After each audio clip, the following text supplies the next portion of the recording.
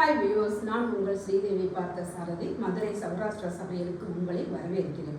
இது episode 2 காய்கறிகளுக்கு nick name. இன்னைக்கு episode 2 பார்க்குறோம். இது பீர்க்கங்காய். இதுக்கு நான் போன தடவை எபிசோட் 1ல் தெரியலைன்னு சொல்லியிருந்தேன். ஆனால் இப்போ தான் நான் ஒன்று யோசிச்சு கண்டுபிடிச்சேன். இது இந்த பீர்க்கங்காயில் வர்ற கூடு. இது நம்ம முந்தி காலத்தில் உடம்பு தேய்ச்சி குளிக்க பயன்படுவோம். இதுக்கு பேர் இங்கிலீஷில் லூஃபான்னு சொல்லுவோம். அதனால நான் இதுக்கு இந்த பீர்க்கங்காய்க்கு பேர் இன்னைக்கு லூஃபான்னு வச்சுருக்கேன்.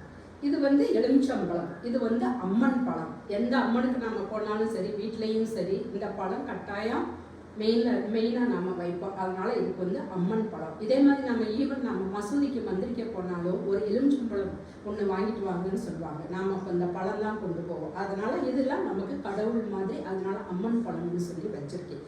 இது பார்த்தீங்கன்னா முப்படைகள். என்னன்னா, இது சேனக்கிழங்கு, இதை பிடிக்கிழங்கு அல்லது கருணக்கிழங்குன்னு சொல்லுவாங்க. இது சேப்பங்கிழங்கு. இந்த மூணுக்கு மொத்தமாக நான் வச்சிருக்க பேர் முப்படைகள். இதில் இந்த சேனக்கிழங்கு இப்போ மதுரையில் விருந்தில் இதெல்லாம் வறுத்து வைக்கிறாங்க. நல்லா டேஸ்டியாக இருக்குது. இது சேப்பங்கிழங்கு. இது கொஞ்சம் பிசு பிசுன்னு இருக்கும். இதுக்கு பசக்கிழங்குன்னு பேர் வச்சுருக்கோம். இது கருணக்கிழங்குன்னு சொல்லுவாங்க, பிடிக்கிழங்குன்னு சொல்லுவாங்க. இது யாருக்குமே பிடிக்காத கிழங்கு.